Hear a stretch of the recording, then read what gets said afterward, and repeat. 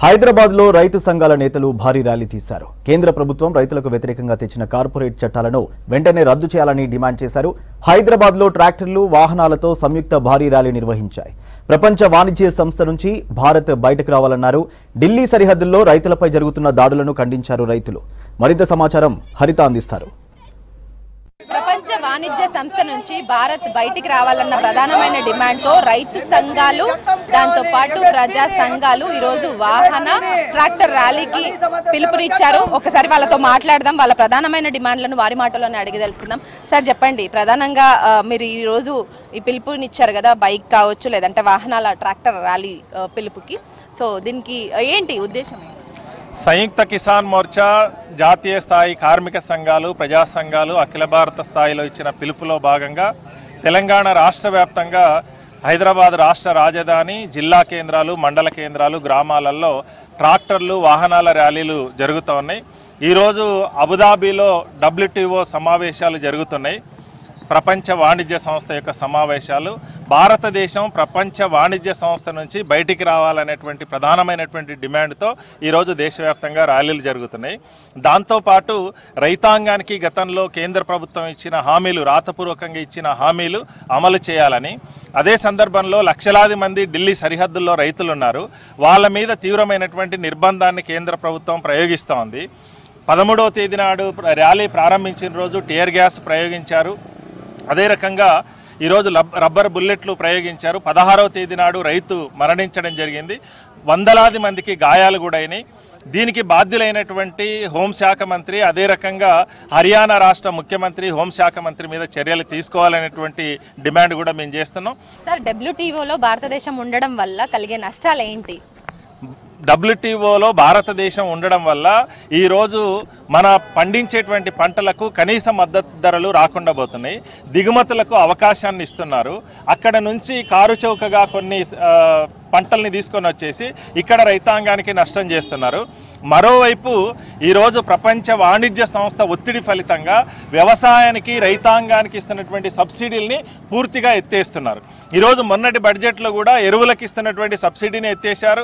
ఉపాధి హామీ కేటాయిస్తున్నటువంటి డబ్బుల్లో సగానికి సగం తగ్గించేశారు.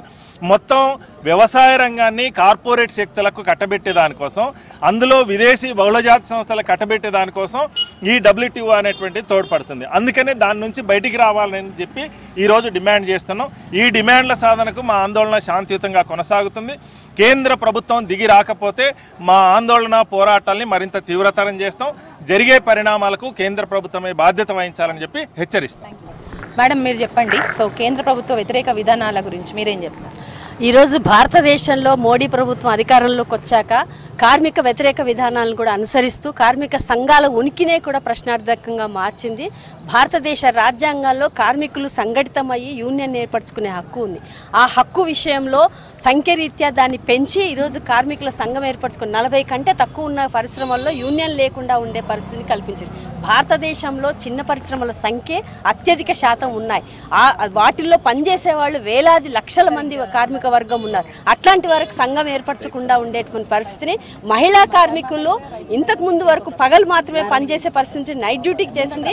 12 గంటల పని దినాన్ని కూడా పెంచి ఈరోజు కార్మికుల్ని మరింత దోపిడీ చేసుకోవడానికి అనుకూలమైనటువంటి కార్పొరేట్ విధానాలనే ఈరోజు కేంద్ర ప్రభుత్వం అనుసరిస్తుంది. ఇంకొకటి, వాణిజ్య ఒప్పందం నుంచి WTO నుంచి బయటికి రావాలి అనడానికి పరస్పర దేశాలలో అనేక అసమానతలు ఉన్న దేశాల మధ్య ఒప్పందాలు ఎప్పుడైనా కూడా వెనకబడినటువంటి వాళ్ళకి తీవ్ర నష్టాన్ని కలిగిస్తాయి. సమాన పరిస్థితులు డెవలప్ అయిన చోట సమాన పరిస్థితుల్లో వ్యాపార వాణిజ్యాలు జరుగుతాయి. కానీ అట్లా కాకుండా అసమాన దేశాల మధ్య ఒప్పందాలు అనేవి తీవ్రమైనటువంటి నష్టాన్ని ఆ దేశ ప్రజానీకానికి కల్పిస్తాయి. భారతదేశానికి కూడా ఈరోజు WTO ఒప్పందాల వల్ల అన్ని రకాల సబ్సిడీలను ఎత్తేసేటువంటి ఒక కండిషనాలిటీస్ అనేవి ఉన్నాయి. ప్రతి ఒప్పందంలో అభివృద్ధి చెందిన దేశాలకు కొన్ని కండిషన్స్ పెట్టి ఈ దేశాలలో తగ్గించాలనేటువంటి ప్రక్రియ ఉంది. కాబట్టే కార్మికులకి, రైతులకి, మహిళలకి, యువకులకి అందరికీ నష్టం కలిగించేటువంటి WTO నుంచి బయటికి రావాలి భారతదేశం అని కోరుతున్నాం. దేశవ్యాప్తంగా కిసాన్ సంయుక్త మోర్చా ఆధ్వర్యంలో నిరసన కార్యక్రమాలు జరుగుతున్నాయి. తెలంగాణ రాష్ట్ర రాజధానిలో కూడా మొత్తం అన్ని రైతు సంఘాలు, కార్మిక సంఘాలు, విద్యార్థి యువజన సంఘాలు, మహిళా సంఘాలు, గిరిజన ఇతర ప్రజా సంఘాలు కూడా పెద్ద ఎత్తున నిరసన కార్యక్రమం చేస్తున్నాం. ఈరోజు కేంద్ర ప్రభుత్వం WTOలో ఉండడం వల్ల కూడా పెద్ద ఎత్తున రైతాంగానికి నష్టం జరుగుతున్నటువంటి విషయం మనకు అందరికీ తెలిసిందే. గత 20-30 సంవత్సరాలుగా WTO నుంచి బయటికి రావాలని చెప్పేసి పోరాటాలు మనం చేస్తూ ఉన్నాం. ఈ దేశం ప్రధానంగా వ్యవసాయ రంగం మీద ఆధారపడినటువంటి దేశం.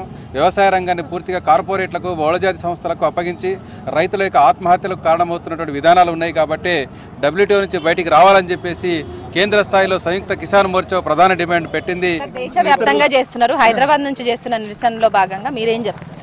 ప్రధానంగా 2014 తర్వాత మోడీ సర్కారు అధికారంలోకి వచ్చిన తర్వాత అవి ఇప్పటికే పబ్లిక్ రంగాన్ని అంతా కూడా కార్పొరేట్ శక్తులకు అప్పచెప్పాడు.